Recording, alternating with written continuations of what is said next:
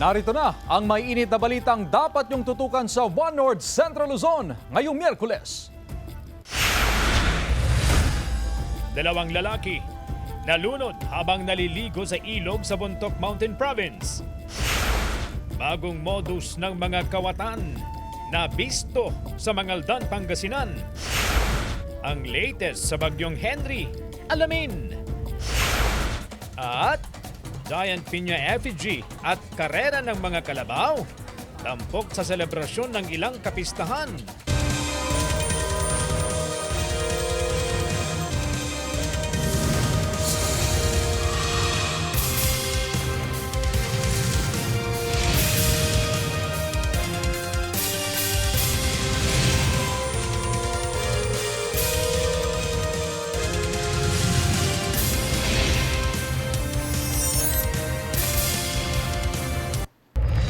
Magandang hapon, ako po si Chris Zuniga.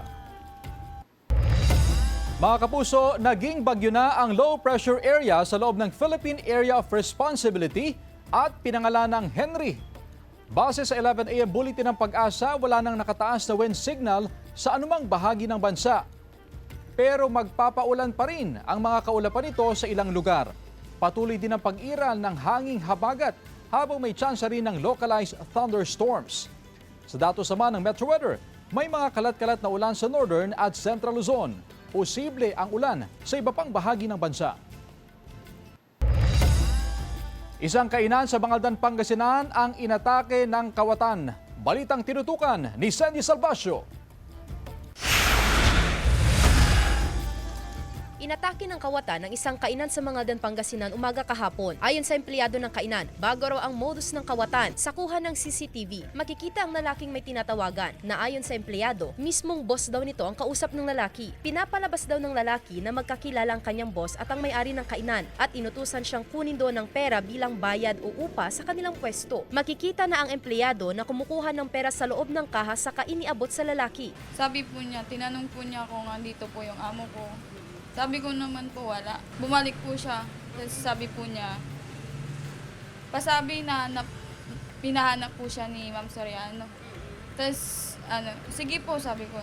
Bago nito, sinubukang kontakin ng empleyado ang may-ari ng establishmento ngunit abala raw sila noong mga oras na iyon. At dahil sa paulit-ulit na pamimilit ng lalaki, nagbigay siya ng 1,500 pesos. Hinihingi po niyang una na pera, 3,480 po. Ilan na daw yung andyan na pera, sabi niya sa akin. Nasa 1,500 lang po, ganun. Po, 1,500 lang po yung kukunin ko. Partial nyo na po yung iba, sabi niya. Nang tumawag na sa kanya ang may-ari, dito na napag-alaman na hindi rin kilala ng may-ari ng kainan ang lalaking kumuha ng pera. Nagsasagawa na ng follow-up investigation ng PNP sa insidente. Inaalam ang pagkakakilanlan ng sospek. Pinalabas po namin sa aming Facebook page para po maging aware po yung tao sa mukha po ng tao na yun. Mga transaction po related sa pera, iwasan po natin. Huwag tayong magtitiwala sa mga tawag-tawag lang at kailangan po talaga na maging manigurado po tayo. Kasama si Daryl Peralta, Sandy Salvacio, One North, Central Luzon. Wala ng buhay nang matagpuan ang katawan ng dalawang lalaki sa Agcuyo River sa barangay Samoki, Bontoc Mountain Province kahapon. Edad 25 at 38 ang dalawang biktima na magkatrabaho sa Bontoc. Sa investigasyon ng pulisya, nagtungo ang dalawa kasama ang tatlo pa nilang kasamahan sa ilog para magpiknik noong Lunes. Bandang alas 3 ng hapon, umakyat umano ang dalawa sa upstream ng ilog pero hindi na nakabalik. Dahil dito, nagsagawa ng operasyon ng mga otoridad hanggang sa matagpuan ang kanilang mga bangkay kinabukasan. Pagkalunod ang sanhi ng kanilang pagkamatay. Dumating kahapon sa Bontoc ang pamilya ng isa sa mga biktima upang kunin ang kanyang mga labi. Nag-alay din ang panalangin ng pamilya sa lugar ng pinangirihan bago nagsagawa ng cleansing ritual kasama ang mga responder. Dapat po sana ay i-report po kaagad kung mayroon pong missing na mga kasamahan nila. So, ma'am, mag-ingat po sila. Kasi yung mga nabibiktima dito, ma'am, mga ibang taga-ibang lugar ba na pumupunta dito na yung mga hindi nila alam na mag-swimming. Mga truck pinapayagan ng dumaan sa Double Bridge sa Dagupan City simula ngayong araw. Yan ang balitang tinutukan live ni Jasmine Gabriel Galban. Jasmine? Chris, Chris, malaking bagay para sa Public Order and Safety Office na natapos ng rehabilitasyon ng Arellano Bani Road. Dito yan sa bahagi ng Barangay Pantal, Dagupan City. Pinapayagan ng dumiretso at dumaan sa Dawal Bridge ang mga truck mula sa Western Pangasinan na papuntang San Fabian at bahagi ng La Union. 95% ng tapos ang rehabilitasyon ng Arellano Bani Road. Bagamat may ilan pang bahagi ng kalsada na nasa curing period, may paraan naman daw para hindi ito madaanan ng mga sasakyan. Binuksan na po natin, kung maalala niyo po, pinagbawalan po natin yung mga malalaking buses sa mga trucks na dadaan dito sa may Arellano Bani, papuntang Dawal, gawa nga po ng pag-upgrade ng kalsada at pagpapalaki ng mga drainages. Nasa halos 1,000 sasakyan ang dumadaan sa Dawal Bridge kada araw. 30 hanggang 40% dito ay mga truck. Yes po, pinayagan na po natin kasi medyo maluwang na po at hindi na po siya magkakaroon ng masyadong traffic build-up. May malaki na pong space na pwede nilang pag-U-turnan o kaya madaanan po. Maganda na yun para wala ng traffic, tuloy-tuloy yung ng mga sasakyan. Maiibsa na rin ang traffic mula sa Arellano Bani patungo sa Bunuan area. Mas maluwag na kasi ang kalsada paakyat sa tulay. Mas okay kasi wala nang traffic masyado. Tsaka wala na yung patas na tulay. Diretso na yung Iwas na rin sa mga motorista sa Mananatili ang mga traffic enforcer sa lugar upang manduhan ang maayos na usad ng mga sasakyan. Chris, sa darating na weekend ay matatapos na yung curing period ng kalsada na paakyat doon nga sa may Dawal Bridge. Kaya naman, by Monday, Chris, ay i-open na yung 4 na lane ng kalsada na ito ng Arellano Bani Road sa mga motorista. Chris? Maraming salamat, Jasmine Gabriel Galban. Mga iligal na pumaparada at iba pang nakasasagabal sa kalsada, pinapaalis ng mga otoridad sa Kalasyaw. Sudan sa report. Inigpitan pa ng Kalasyaw Police ang kanilang road clearing operation sa iba't ibang lugar sa bayan. Sa bahaging ito ng National Highway sa Barangay Buwad, isa-isang tinikitan ng mga may-ari ng sasakyan na nakaparada sa gilid ng kalsada. Nakasasagabal daw ang mga ito sa daloy ng trapiko at posibleng maging dahilan pa ng aksidente. Hindi lang naman din talaga ito ng isang barangay lang, basta't na along the national road na lahat ng mga obstruction, lahat ng mga naka-illegally park, yung mga nakasasakyan, motor, tricycle din na nakaka-abala sa mga motorista, hanggat maaari sana ma-clear. Kabilang sa road clearing operations ang mga illegal vendor, debris at mga sirang sasakyan na iniwan sa gilid ng lansangan. Okay lang yun, sir, kasi sa kapakanan naman ng mga tao.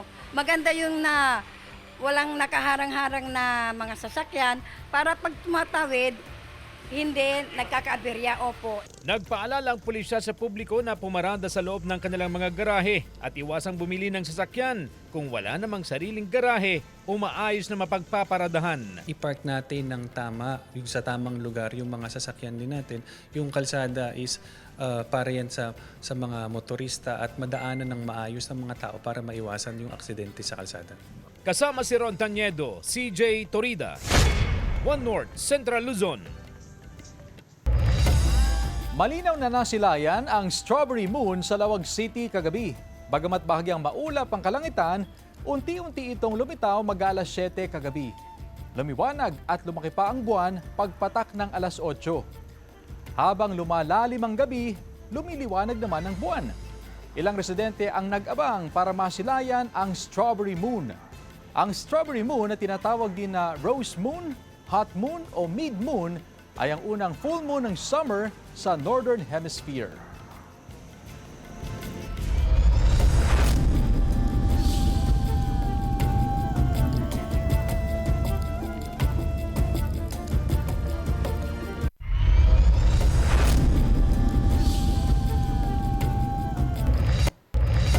Isang SUV na sinasakyan ng mag-asawang senior citizen ang aksidenteng nahulog sa kanal sa Batac City, Ilocos Norte. Edad 73 at 72 ang mga biktima. Sa investigasyon galing sa Bagsakan Center ang mag-asawa at pauwi na nang mangyari ang aksidente. Nawala ng kontrol sa manibela ang driver habang paliko sa kalsada. Nahulog sa kanal at bubaligtad ang sasakyan. Nawalan umano ng malay ang lalaking driver na agad dinala sa ospital. Ligtas naman ang kanyang misis at walang tinamong sugat. Sinisikap ng GMA Regional TV na makunan sila ng pahayag. Pamunuan ng Mangaldan National High School magdaragdag ng security personnel para sa roving team sa paaralan. Narito ang report ni Sandy Salvacio. Sa halos 8,000 estudyante sa Mangaldan National High School, hamon sa pamunuan ang pagpapanatili ng seguridad at kaayusan sa loob ng paaralan. At kasunod ng mga naitatalang insidente sa ilang paaralan sa bansa, balak magdagdag ng pamunuan ng security personnel para sa roving team ng paaralan. Pagtitiyak ito na maiwasan ang anumang insidente sa loob at labas ng paaralan. Kasabay nito ang dagdag personnel na magsasagawa ng bag inspection sa mga estudyante. Magkakaroon na rin ng drop-off point ang paaralan para sa mga papasok na sasakyan. Para ma-check natin yung mga estudyante, kanilang mga bag, even yung mga sasakyan na pwede nilang pagtaguan ng mga deadly objects. So isa lang po siya para maging orderly yung pagpasok at paglabas ng mga sasakyan po. Sa kasalukuyan, tulong-tulong ang mga guro at non-teaching staff sa pagbabantay ng school premises. Extended din ng 2 oras ang duty ng mga security guard. Pambali ba yung nakasan po na roving po? Sa ngayon wala nang nag-over the pagod po. Kasi halos lahat ng gate dito may kanya-kanyang nakapusting gwardiya po. Hindi sapat yung iisa na security personnel sa isang gate. Matatagalan po tayo. Kaya ni-utilize ng ating principal yung mga wala munang klase na teacher. Patuloy rin na nakaalalay sa kanilang kampanya ang kapulisan at barangay officials. Kasama si Darit Peralta, Sandy Salvacio, One North, Central Luzon. Asahan ang mas mababang airfare sa unang bahagi ng Hulyo. Mas mababa kasing fuel surcharge ang epektibo mula ngayong araw hanggang July 15. Ayon sa Civil Aeronautics Board, mula sa Level 12, Level 9 na ito ngayon. Ibig sabihin, nasa 287 pesos hanggang 839 pesos ang fuel surcharge para sa domestic flights. Sa international flights naman, nasa 947 pesos hanggang mahigit sa 7,000 pesos. 15 araw pa rin ang price monitoring at implementation cycle ng fuel surcharge ng CAB sa gitna ng hindi pa rin stable na presyo ng langis sa world market. 3 buwan na extension sa renewal ng driver's license at rehistro ng sasakyan matatapos na ngayong Hulyo. Sundan sa report.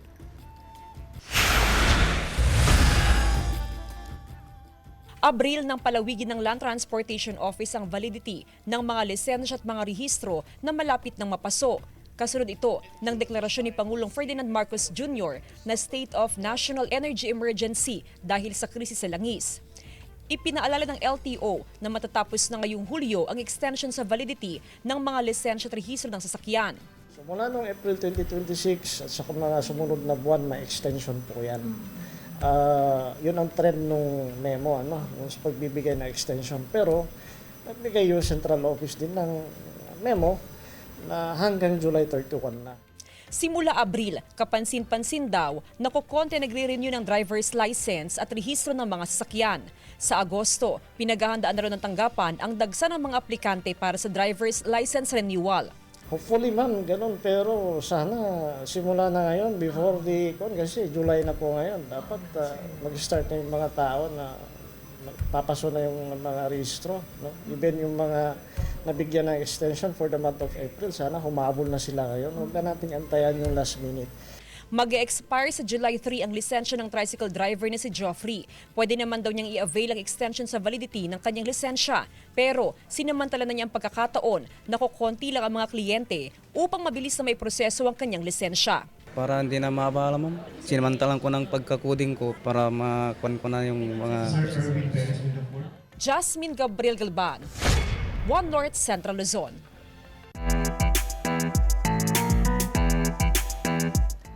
Blazing Gen Z Clashers, ibinahagi ang kanilang singing journey. Tunghayan sa report ni Joel Fernandez. Patuloy ang pag-init ng laban sa The Clash Teens habang unti-unti ring nakikilala ang top 12 teen clashers. Tampok ngayon ng 4 members ng Blazing Gen Z. Hello mga kapuso sa mga nanonood sa GMA Regional TV, One North Violet Santa Cruz. My name is Hanami Aladi. My name is Inigo Badillo. And I'm Biel Santos. And We are the Blazing Gen Z! It's November. Una nating kilalanin si Inigo Badillo mula sa San Luis, Batangas. Malaki umano ang impluwensya ng rock genre sa kanya. Namulat po ako sa Air Supply, Bon Jovi po, mga international rock icon. Pero ang ina-idolize ko po dito sa Philippines po ay si Juan Carlos po. Sa murang edad, nakasali na sa iba't ibang singing competition si Hana May ng Lawak, Pangasinan.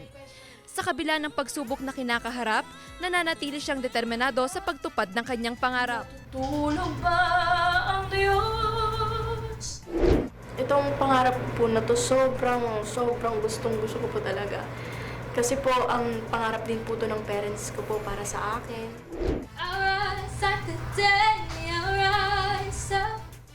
Si Violet Santa Cruz naman ng Antipolo Rizal ang napiling leader ng Blazing Gen Z. Nakapag-self-produce na rin siya ng sarili niyang concert bilang bahagi ng pagpapalawak ng kanyang artistry. My dad had to sell his car, he had to loan out the entire theater. You know, with this new opportunity of the Clash Teens and many more opportunities to come, we will be able to get through it. Lastly, si Biel Santos ng Baliwag, Bulacan. Isang online streamer si Biel na nangangarap na balang araw ay mabigyan ng sariling bahay ang kanyang pamilya. Ang pinaka-inspiration ko po talaga ay yung family ko po, especially po yung parents ko kasi walang sawa po talaga sila nagsusupport sa akin. Darating din ang ligaya. Mas marami pang performances at kwento ang dapat abangan mula sa Blazing Gen Z. Tutok lang sa The Clash Teens tuwing linggo 7:15 PM dito lang sa GMA. Joel Fernandez, One North Central Luzon. Samantala, sumadsad na sa low critical level ang tubig sa Angat Dam. Ayon sa Pag-asa, mahigit sa 159 meters na water level ang naitala sa Angat Dam kaninang alas 8 ng umaga. Mas mababa yan sa 160 meters na critical level ng Angat. 180 meters ang minimum operating level ng Angat. May tinatawag ding rule curve elevation. Ang nagiging batayan kung dapat limitahan ang mga sinusuplayan ng Angat, gaya ng pansamantalang pagputol ng alokasyon ng tubig sa mga irigasyon at power generation. Bukod sa Angat, bumaba rin ng tubig sa Lamesa, San Roque, Pantabangan at Magat reservoirs. Tumaas naman ang water level sa Ipo, Ambuklaw, Binga at Kaliraya reservoirs.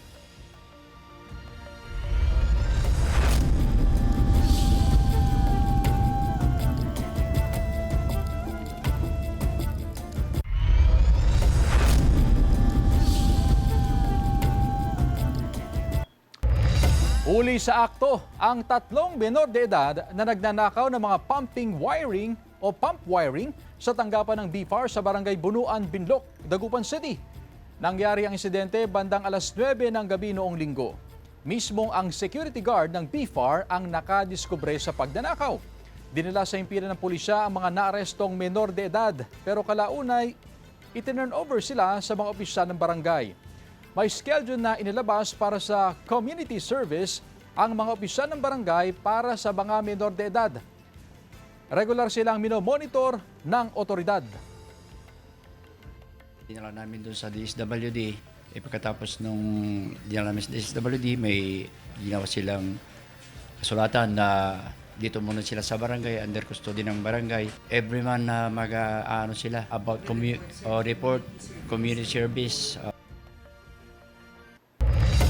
Kawalan ng pedestrian lane, problema ng mga estudyante sa Kalasyaw Comprehensive National High School. Ang detalye sa report. Mistulang nakikipagpatintero ang mga estudyanteng tumatawid sa bahagi ng kalsadang ito sa Kalasyaw Comprehensive National High School. Burado na kasi ang nilagay na pedestrian lane sa kalsada, kaya nahihirapan tumawid ang mga estudyante dito. Kaya ang ginagawa ng mga POSO enforcer, pinahihinto ang mga sasakyan upang makatawid ang mga estudyante. Sa katunayan, medyo hirap kasi hindi nila nasusunod yung daanan eh. Mas maganda sir, may pedestrian road para magandang usapan sa mga driver. Hindi yung ikot-ikot yung tatawiran nila. Ito kaya harang-harang na lang sir ang ginagawa ko para maprotektahan yung mga tatawid ng mga bata. Kasi po, Pag wala pong nagtuturo kung kailan tatawid, mahirapan po tayo. Dapat po may maglilid dyan sa daan para mapadali po yung pagtawid. Sa harapan naman ng Central Elementary School sa Calasiao, problema naman ng mga magulang ang mga mabibilis na sasakyan na dumaraan dito. At may mga nakaharang din na mga sasakyan sa mismong pedestrian lane. Napakahalaga nito para sa mga kaligtasan ng mga bata, lalo na rin pati na rin sa mga parents, lalo na pag busy hours, paglabasan at pagpasok na rin kasi sobrang dami ng mga bata. At the same time, marami ring sasakyan. Nakaantabay naman ang mga pulis at mga post enforcers sa mga paaralan para umalalay sa mga tumatawid na mga estudyante at mga motorista. Samantala, sinusubukan ng GMA Regional TV na makuhanan ng pahayag ang mga otoridad hinggil sa paglalagay ng pedestrian lane sa bahagi ng Calasiao Comprehensive National High School. Kasama si Henry Duminsil, CJ Torida, One North, Central Luzon. Diretso pa rin ang pagpapatupad ng fuel subsidy program para sa mga PUV at UV Express drivers sa Region 1. 10 piso kada litro pa rin ang diskwento sa mga benepisyaryo. Ayon sa LTFRB, kailangang ibigay ng driver ang kanilang plate number at pangalan sa tuwing magpapakarga. Layo ng fuel subsidy na makabawas sa gastusin ng mga PUV at UV Express driver sa gitna ng taas-babang presyo ng mga produktong petrolyo.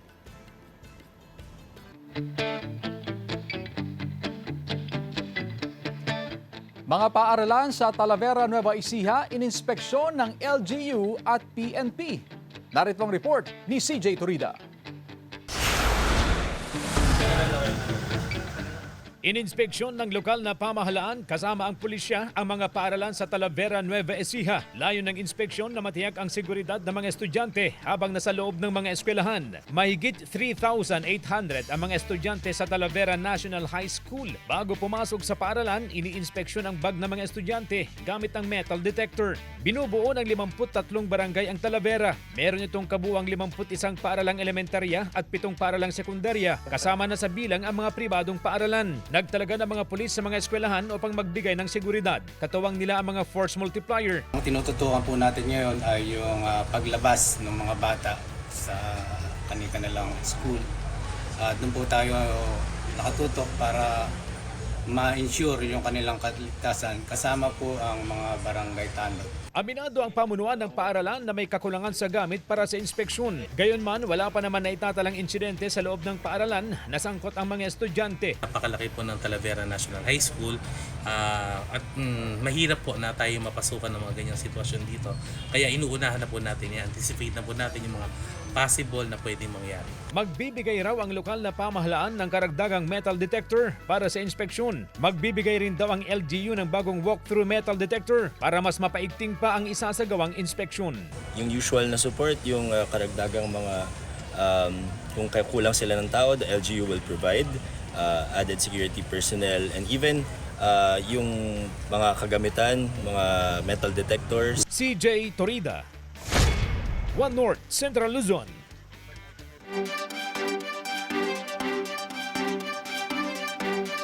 Mga kapuso, malalaking papremyo ang naghihintay sa inyo sa Kapuso Big Time Panalo Season 5. Over 6 million pesos na papremyo ang ipamimigay. Bumili lang ng participating branch na makikita sa inyong screen. Kalakip ng inyong contact details, ihulog ang inyong entries sa drop boxes sa participating branches nationwide. 2 maswerteng winners ang mag-uwi ng grand prize na tig 2 million pesos, tax-free. Marami rin ang may chance sa manalo ng cash prizes araw-araw at linggo-linggo. Hanggang August 7, pwedeng magpadala ng entries. Kaya sali na. Mag-ingat po sa fake news, fake Facebook accounts o scam text. Tutok lang sa GMA o bumisita sa official Facebook page ng GMA Promos para sa complete mechanics at announcements.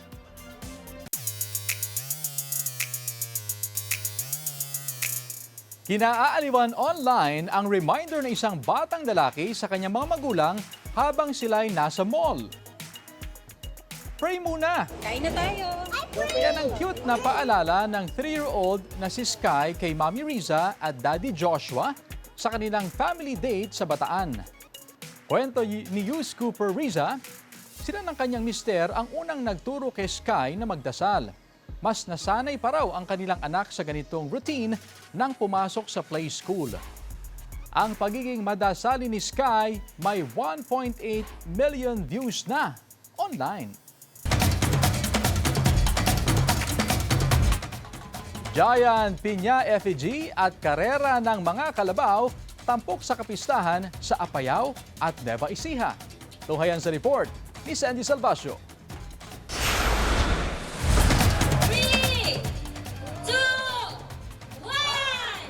Sa ika-11 selebrasyon ng Piña Festival sa Pudtol, Apayao, mas pinalaki ang effigy ng pinya na makikita sa harap ng Pudtol LGU. May taas itong 41.75 feet at diameter na 15.80 feet. Kabuang 3,918 freshly picked na pinya ang nakapalibot dito. Sumisimbolo raw sa mayamang ani ng mga pinya farmers sa bayan. Gaya ng nakagawian, ipinamahagi sa mga Pudtolenyal at dumalo sa kapistahan ang mga pinyang nakalagay sa Giant Pineapple Effigy matapos ang selebrasyon. Happy 11 Piña Festival! Ampara Pudtol, Apayao, Ipasindayao! Hindi lang sa bukid maaasahan ang mga kalabaw. Dahil sa kapistahan ni San Juan Bautista at Taong Putik Festival sa Barangay Bibiklat, Aliaga, Nueva Ecija, abay karerahan ang ganap. Nasa mahigit 30 kalabaw ang lumahok sa karerahan. Sa starting line pa lang, ramdam na ang intense na bakbakan at talagang walang nagpatalo na umabot hanggang sa finish line. Nag-uwi ng tumatiginting na 25,000 pesos cash prize ang nagwagi sa laban. Sandy Salvacio, One North, Central Luzon.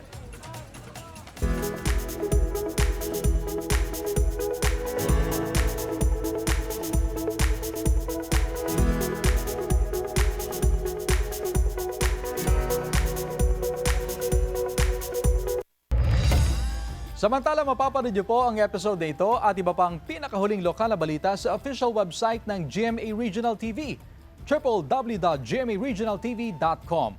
Pwede rin kayo bumisita sa aming official YouTube channel, GMA Regional TV, at i-click ang subscribe button para sa pinaka-maiinit na balita mula sa mga rehiyon. At yan ang mga pinakamalaki at pinakahuling balita sa Hilaga at Gitnang Luzon. Maraming salamat mga kapuso, pati na ang mga kapuso natin abroad. Ako po si Chris Zuniga. Kami, ang GMA Regional TV, One North Central Luzon. Walang kinikilingan, walang pinoprotektahan. Noon at ngayon, serbisyong totoo.